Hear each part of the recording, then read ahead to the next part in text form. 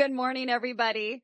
I am so selfishly excited for this panel. When we put this together, we worked really hard on finding some amazing women to speak to you today. And I first want to introduce you to Sarah Leen, who will be moderating for us today. Sarah has worked as an independent photographer for National Geographic since 2004, right?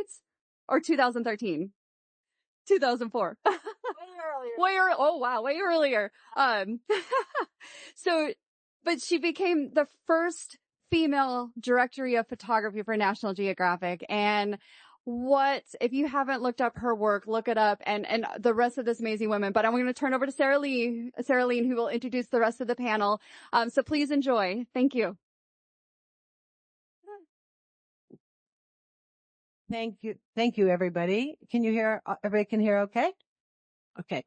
Really excited to be here and just love seeing all the women in this audience. I mean, hello. We are here, right? So good on you. I'm going to do a brief introduction of each of our esteemed speakers, and then we'll show some of their work one by one, and then we'll start our discussion, and we'll leave some time for questions as well. So first off, Eleanor Carucci, right over here on the end. She's a fine art photographer, was born in Jerusalem. Her work has been included in many solo and group exhibitions worldwide and appeared in publications internationally. Her work is in the collection of the Museum of Modern Art, the Jewish Museum, the Brooklyn Museum, and many others. She was awarded the ICP Infinity Award in 2001, the Guggenheim Fellowship in 2002, and NYFA in 2010. Carucci teaches at the graduate programs of photography at the School of Visual Arts and is represented by the Edwin Hoch Gallery. She has also held visiting teaching positions at Princeton University, Harvard University, Lesley University, and the International Center for Photography. She has published 5 monographs to date: Closer, Diary of a Dancer, Mother, Midwife, and most recently, The Collars of Ruth Bader Ginsburg. She is currently working on her next book, Teen. Can't wait to see that one.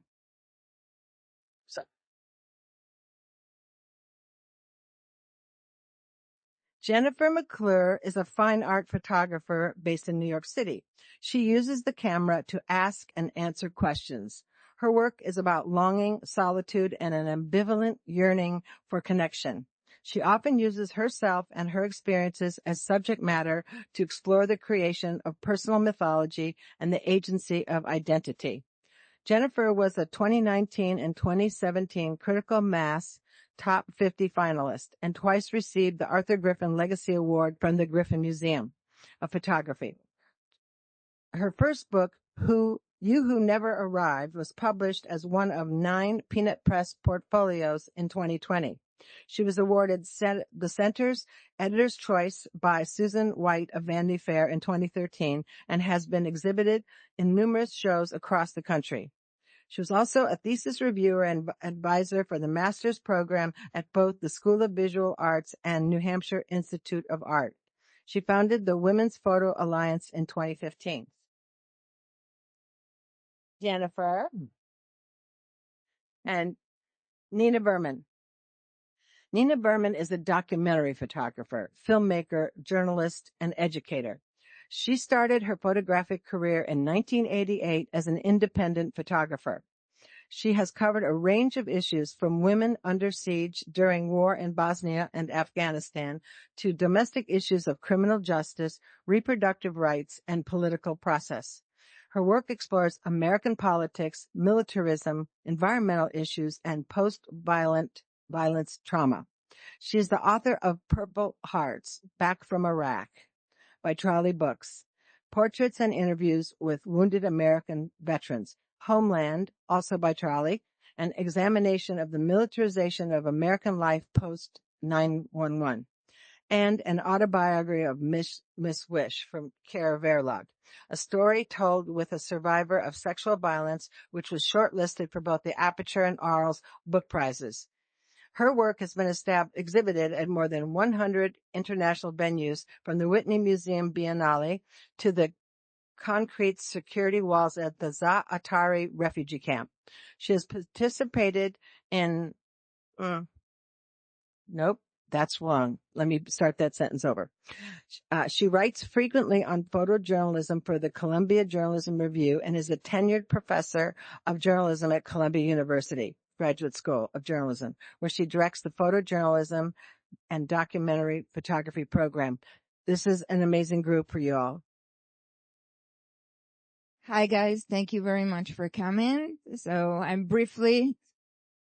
can you hear me well? Okay, I'm briefly gonna just tell you a little bit about my work. I started taking pictures when I was 15, and my mom was the first person I photographed, and I still photograph her. And there was so much more I could see and feel and understand while starting to photograph her. It really changed my relationship with her and the way I saw her, that I decided I'm going to be a photographer. But the themes that I still examine in my work, the themes of motherhood, sisterhood, being a woman, the female's body, and the microcosm in the family. It all started from my mom here in this picture. I continued for many years after I moved from Israel to New York to photograph here my pregnancy and being a mother, the ups and downs and the realities of being a mother, the connection to the children that is sometimes very physical and even sensual. I wanted to go as deep as I can into my own life and the intimacy and the privacy of my life in order to talk about universal themes that are in everybody's lives. Later on, I continue as I aged into the publication of Midlife, a book that deals with being middle-aged, being a middle-aged woman. I know we'll get to talk a little bit about it later. Marriage over many years and raising kids together. That is sometimes wonderful and sometimes terrible. And, again, privacy, intimacy, all the emotions that exist within our microcosm of the family. So this is Midlife.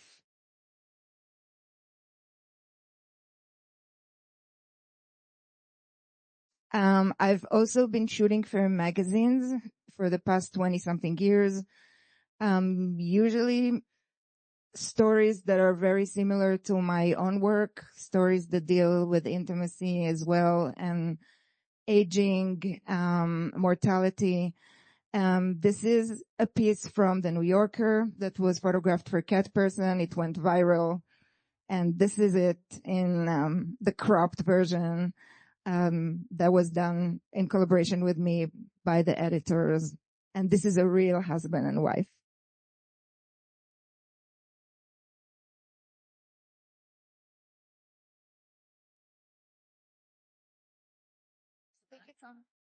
Hi, can you hear me? Okay.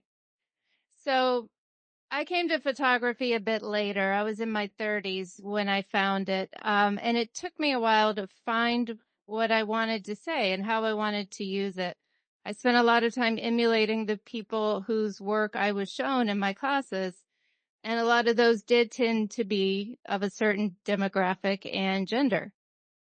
And at some point I got really sick and I was my only subject. I couldn't leave the house much. And that's when I learned the power of photography to distance myself from what I was feeling and to make sense of the world.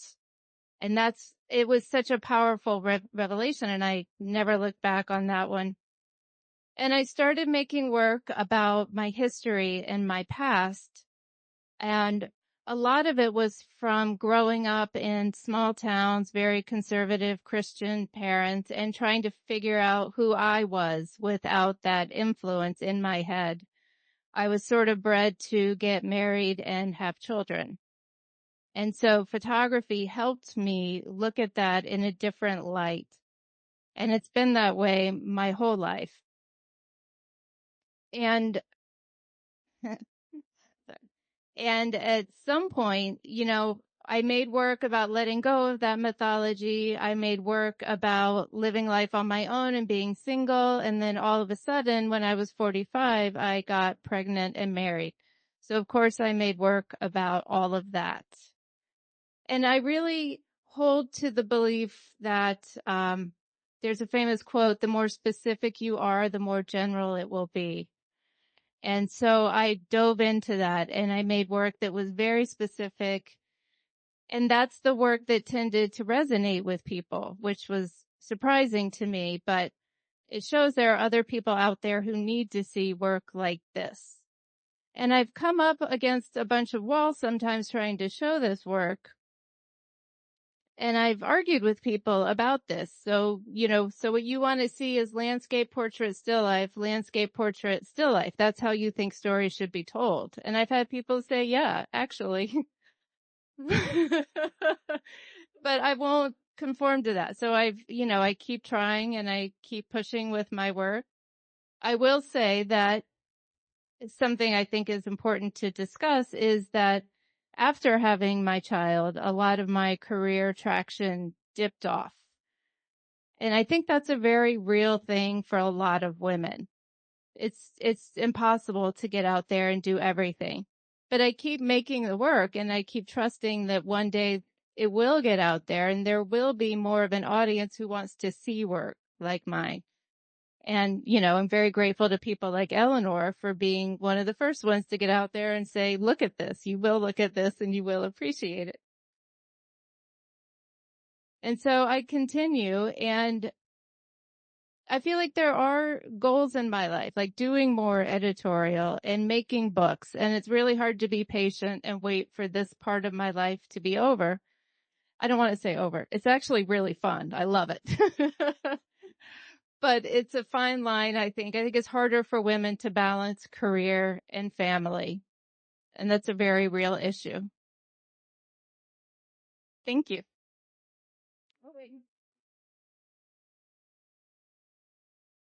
Hi, everyone. Thank you so much for being here.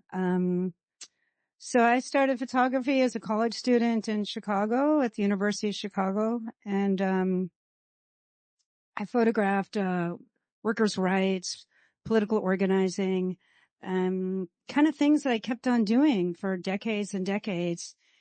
And then came back to New York City and hustled the freelance market for a good 20 years, really, working on assignment for publications, covering some pretty serious stories, Sarah mentioned before.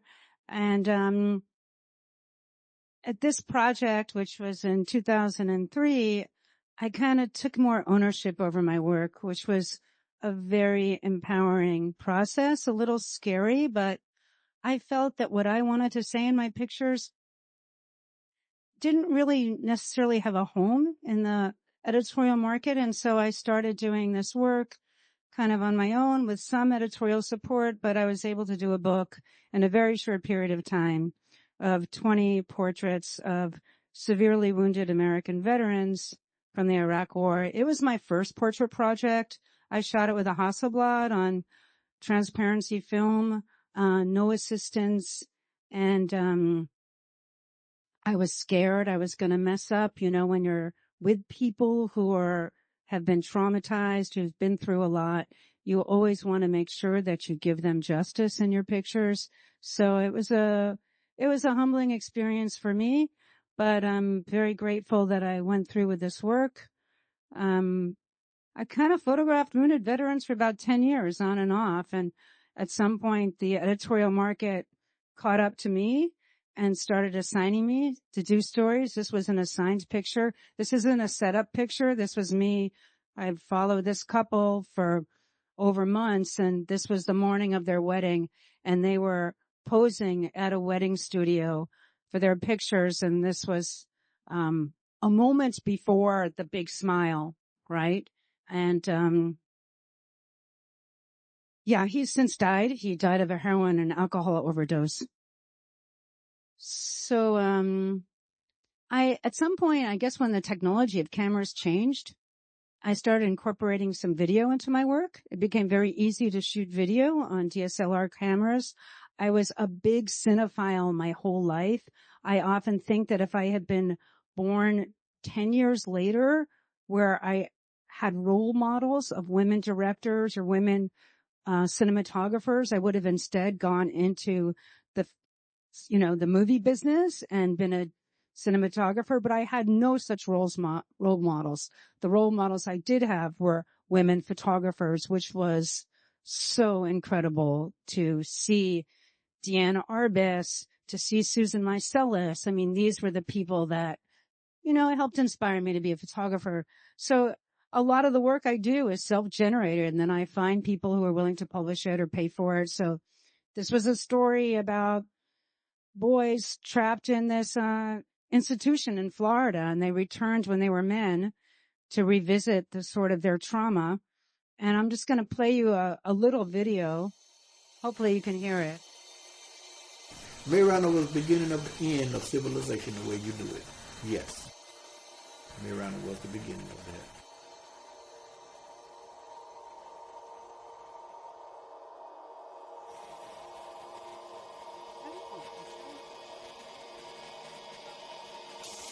Do you hear anything? Oh, you do? You don't hear it.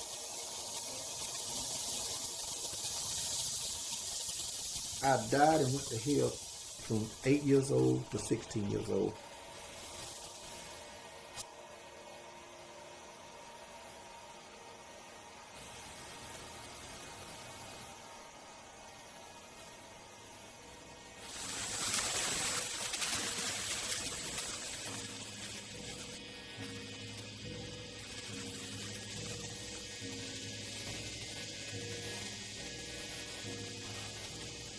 And then you got these dreams that you have when you wake up in the middle of the night, these dreams that you're back there. These are some devastating dreams,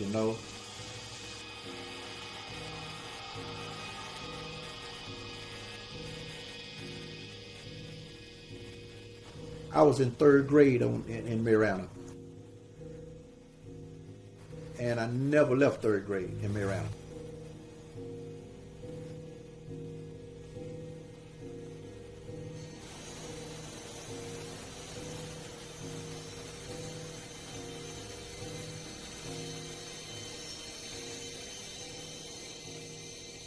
You couldn't say anything to white. I was a boogeyman. I got hit one time. That was the first time I got a spanking. He hit me in my mouth with the belt. He said, "Boy, you don't get back down on him, I'll kill you." I'm praying to God and whoever else that can hear me and take me away from this place.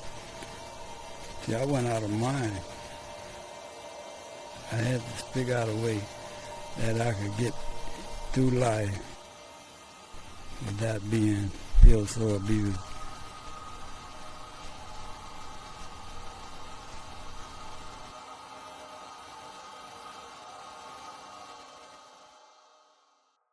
So I made that. That was a photo essay for Mother Jones, which I reported and photographed. And then 10 years later, University of Tampa in South Florida had a museum exhibition, and I made that video for the museum. And so some of it is video that I took on scene, and some of it is me combining the pictures. We couldn't really hear anything on stage, so I hope you heard it. But subtitles. Yeah. Subtitles. Okay. But I've become, to be quite honest, a little bored with the still photograph, the still image, maybe because the digital photography has made things so easy. So I like working with video and combining things. This project, and I'm going to zip through it, was 25 years, a very personal project I did with Kim Stevens, who is Miss Wish. And, we made this book together, combining my photographs of her over time and her drawings. I met her randomly in London in 1990, and our lives became intertwined for till today. And, at some point we made a book together, I guess, to acknowledge her existence. And again, I made a video, and I'm just going to show you a minute of that. This is the first time that I'm looking out instead of looking through a window, wishing I was inside. You know, when I was out on the street, I was so high and just numb that I wouldn't feel a thing because I was on crack. Didn't feel nothing. But I used to look into people's windows and the warm glow. It just looked so cozy. And I used to long to have my own place or just to be inside. But I got it now. Oh, it's gonna be so cool.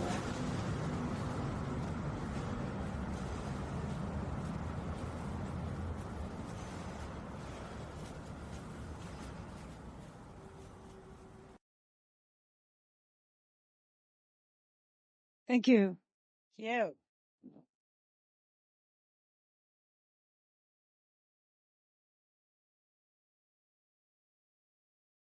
Thank you, all of you, for sharing your incredible work and your stories.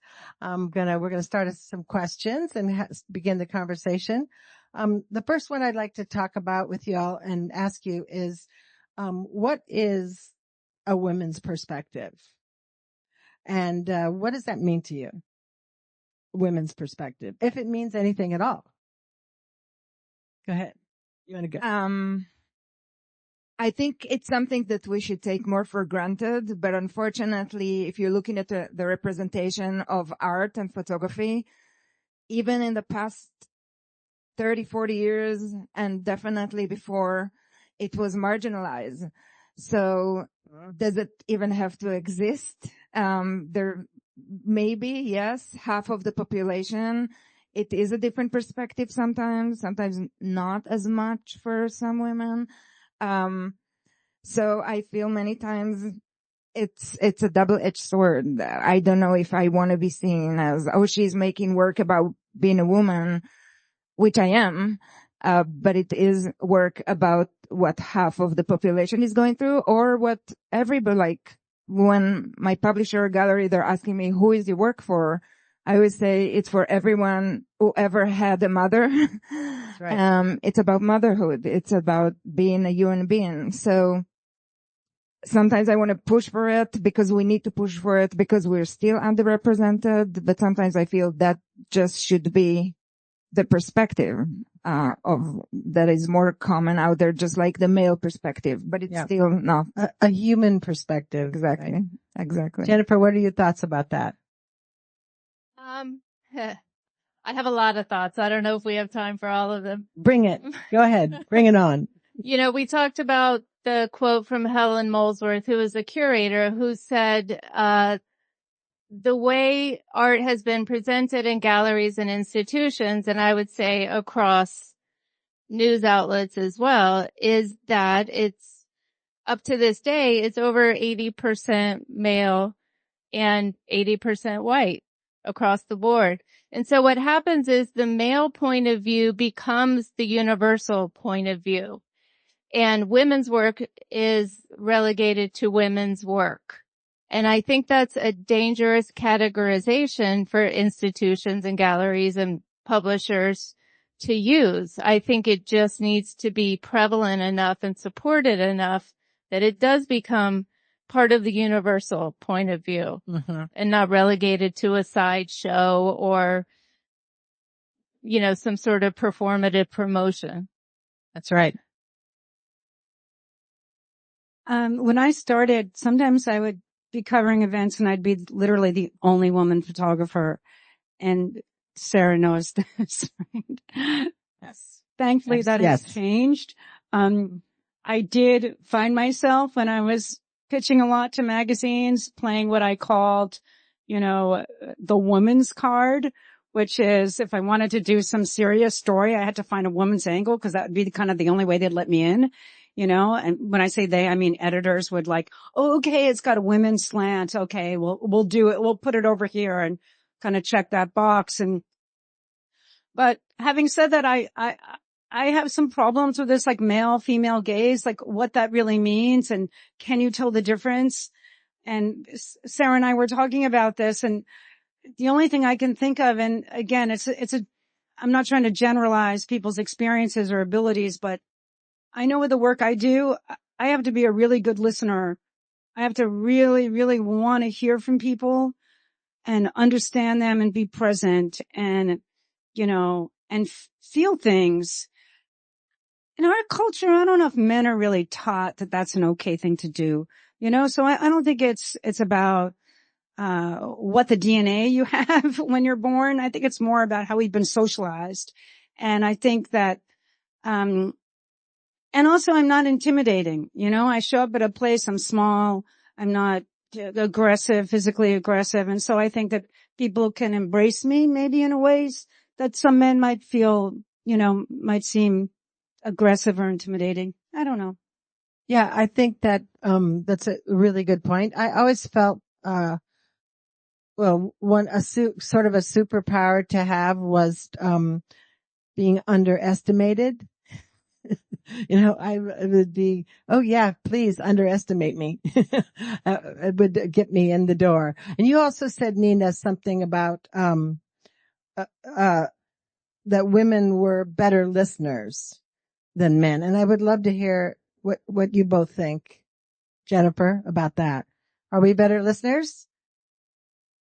Well, I would agree that it is societal conditioning and also a generational divide. I think the kids we're raising now, we're teaching more social intelligence. And so hopefully with the next generation that will be changing. However, I would say, and again, I hate to generalize, but as long as we're talking, I would say that is true. I think women are better listeners. And I think women don't take the first answer and say, there's the story. I think women can sometimes go a little deeper and find all the perspectives and tell the more layered story. Eleanor? I don't have an answer to that. I'm raising boy-girl twins. They're 20 years old. I think a little bit like what Jennifer said. Women are better listeners, but are we born with it or do we have to? I'm definitely a better listener to my kids than my husband. Hope he's not here. But is it because I had to and because they demanded more of me as their mother? So I don't know. And hopefully it is something that is changing with the complicated. Something when just before we came over here, we were sitting in the speaker's room talking and, I think it's, I can't remember who gave the statistics. I think it was Jennifer that, of your students that are in the visual arts or in photography or for journalism, 80% these days are women. Why do you think that is? Nina? Well, I think that, I don't know if it's true with other humanities programs. So I sort of lump all this into the humanities on one side and, business engineering on the other. But I don't know. I think that women want to repair the world. I mean, I know that's like a grand, bold, sort of ridiculous statement, but I think that that's what we are about in many ways. And I don't know, maybe men want to tear it down. I don't know. It's really hard for me to understand, what is happening in our society. And the only thing I can say is, well, men rule the world and look what they've made of it.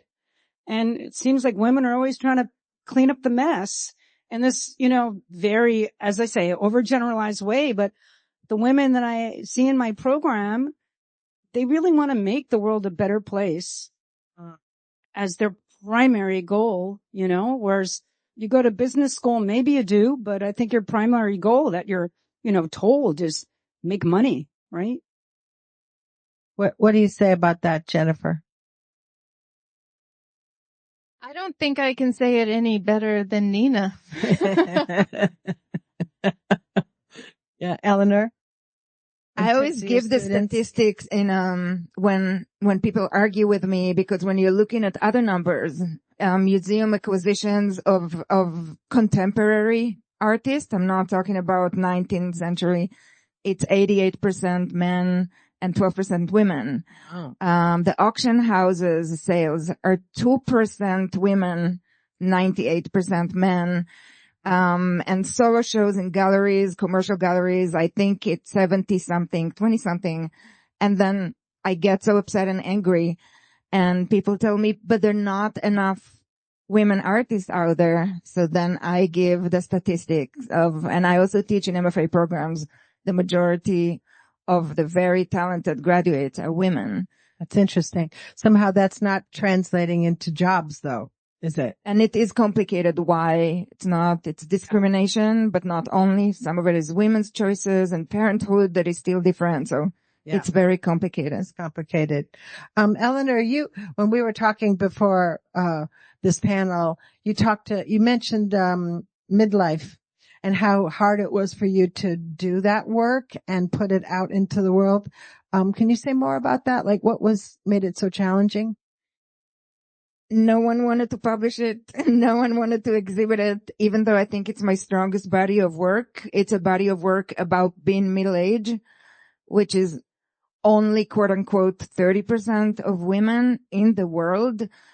So it was treated like a very marginalized, specific issue, that no one wanted to get near it. And so the more I was turned down by publishers and galleries, I became a radical feminist, at least for a while. Maybe I'm softening up.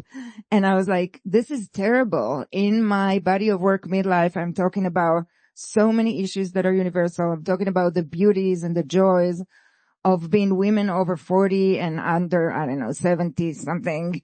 It's really, it relates to so many of us. So I felt very determined to get it published and to have this aspect of women's lives, out there and seen, because it's many times dismissive, and it relates to women's health and to equal pay and to ageism in the workplace. So, you said something like, when we were talking, that the harder, the problem is, the more dedicated you get to doing it. I did. I really became, because I knew there was a problem, but I didn't know to what extent. And again, the work, there's a lot of beauty there. It's not like it's really harsh work to swallow. And I'm glad that I did, because when it was finally out there, I got a lot of men and women, a lot of support, a lot of reviews, a lot of young women who reached out and said how important it was for them to see this work. Yeah. So it was very gratifying. Yeah. I love that book. It's wonderful. If you haven't seen it, you should check it out. Midlife. Nina, I was thinking about, so many of the projects you've worked on, of all, like the ones we've shown and others, how you continue these projects for years and maintain these relationships, like with Miss Wish, how many years you've maintained that relationship. Can you talk a little bit about how you do that? How do you maintain relationships with the people you photograph over decades? Yeah, like for instance, Richard Huntley, who's the man in the Florida story. He reached out to me, a month or so ago to talk to me about this settlement that Governor DeSantis signed, acknowledging the crimes done to him and others. And we had a phone call about it to talk about it. And, I mainly talk to him once every couple years, but for me, people I photograph, and of course not everybody, but there's some people I feel very connected to, and honestly, they help to make my life meaningful. Like seeing people like Richard, who was so amazing. He organized all of these other survivors. I mean, he's a beautiful person, and they kind of inspire me. So why wouldn't I want them in my life if they want me in their life? Mm-hmm. And I was showing students work yesterday, and I did fracking work for a long time, for like 5 years in Pennsylvania. And I said, and this is the first person that took me on a tour of Pennsylvania. And I'm still friends with this guy, 15 years later. And I don't know. Again, it's not everybody, but they brought so much meaning. They taught me so many things. Why wouldn't I want to hold them close if I can, if they want me there, Yeah, I think it's not an easy thing to do as a photographer, especially if you're doing lots of different projects, to stay in a relationship with somebody you photographed. And I've always really admired that about what you do and your work, and like your work with Miss Wish, being able to maintain that even till today. Yeah, that's like a whole another talk. But yeah, I mean, I guess she became, like a family member. But yeah, I don't know. Again, I've photographed hundreds of people like you, Sarah, I'm sure. And there's certain people that stick with you, that remain with you, that you're just very grateful are in your life, that you got a chance to meet. And, if I did anything in my pictures to help people, then I feel like, I did something I can be proud of. Yeah, thank you. Jennifer, your work really very candidly went from single. You have a whole section on your website called Single to married with children, like in kind of a nanosecond. It felt like, looking at the work. It felt like that. And I was just curious to ask you, and also, like when you were in the hospital and you couldn't see your daughter, can you just talk a little bit more about how that transition in your life, and how you continue to photograph even when you were bedridden? And also, like, what does that do for you? Like, what do you get from doing that type of practice? Oh, wow. That's a lot. I know it is. Sorry. Take your pick. Well, I was equally surprised to find myself, pregnant. And, I thought I was going through midlife. I thought that's what it was. And it was shocking to find out it was the other way around. And so I did document the entire pregnancy a lot, because it was insane to me that this happens in someone's body, and I wasn't expecting it or prepared. And then after she was born, yes, she went home and I stayed in the hospital. And that was honestly the first time I've never been able to make a photograph. And my husband instead was texting me these pictures of my daughter. And it felt so insane to have this experience that I wasn't ready for, and then to kind of have it gone, like in an instant. Mm-hmm.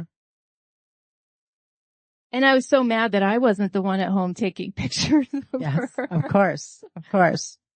And since then, I feel like I photographed her obsessively, because I thought this is always something that could be taken away, so I need to document. And then, of course, with the pandemic, I thought, oh, this is just all going to blow up. Yeah. Like, we must record. And I felt like no matter what happened, I would need this record to help me understand and make sense of what was going on. Yeah. Thank you. Yes. It looks like, I think this is a time clock that might say that we only have 4 minutes left. So sorry, I have more questions, but I just wanted to open it up. If anybody in the audience had a question, I think we probably could take a couple. And if you do, you probably come up and take the mic. Yeah. Unless I could take it down to you. Anybody? This is TikTok. We have 4 minutes. Okay. Can you come up here? I don't think I can. Oh no, he's got one over there. Good.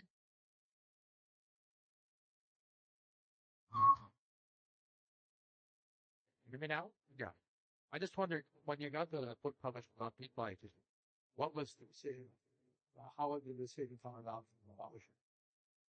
So, I think what I started to realize that instead of just saying, this is my work, and thinking that people will see how important it was, I started, I became more calculated in terms of pointing out to publishers about certain areas where they're underrepresented, looking at the roster of books and saying, you know, you don't have women, and if you have women, it's celebrities or younger women or models of fashion. So I'm Jewish. I made them feel guilty until, I pointed out really the flaws in what they represent in the books that they publish. And it was also the person who published the book published my first book, and he was committed to my point of view and is generally committed. He's a man committed to women's point of view, Alan Rapp. So I think me pointing that out and finding the right individual who really cares was the winning combination. Thank you. So you're going to need the mic. I think it's quite Smart. Right. I mean, they got a lot of attention. They sold 2,000 books, so they made some money, but they got a lot of attention and a lot of other books that happened as a result. So hopefully it was a good business decision for them. And another question. We have time for one more. Anybody have a question for, cause if you don't, I will. Oh, we have one over there. Great. Thank you. I just wanted to ask about Nat Geo Films. Do you work with them? Lena, you can mention that in your thing, and how has that relationship developed? You've worked with them. I haven't worked with Nat Geo Films. I've done a couple films, last year for Scientific American, a 30-minute doc, and then I did a film for The Intercept, but I've never worked for Nat Geo Films. Okay. I think just as a final, 53 seconds, this clock is like driving me crazy. With everybody, do we want to have a last word from you all about your careers as women and the next generation of women who are coming up? Go ahead, Nina. Well, all I can say is that it's better now than it was, even if it doesn't feel that way to you out there, and that you're going to have more allies and you're going to have more people that will take a meeting with you. And so just persist. I would say do it for the love of doing it, and do it for the connections you make with the people and places you make photographs of. And then, which was surprising to me, the people who respond to the photographs that you make. I think it is better for women with storytelling, but I would tell any photographer or filmmaker right now to have another source of income and do this for the love of doing it. Eleanor, last word. I do think things are getting really better, and a lot of it is awareness. I mean, first of all, seeing the young generation of women especially I always tell my husband, I'm fine. I have the young women. They'll take care of me even when I'm older, because they're really passionate about having an equal representation. But also in terms of awareness, I know of many men and older men and white men that once they got the awareness, they really tried harder to employ more women and to have it half in departments they're running. So a lot of it is about our voices and speaking up and publishing books and exhibitions and films. And things are getting better. So hope. I want to thank you three so much for your time and sharing so beautifully. And I want to thank everybody in this audience for coming. We really appreciate you taking your time to stop by and listen to this conversation. Thank you.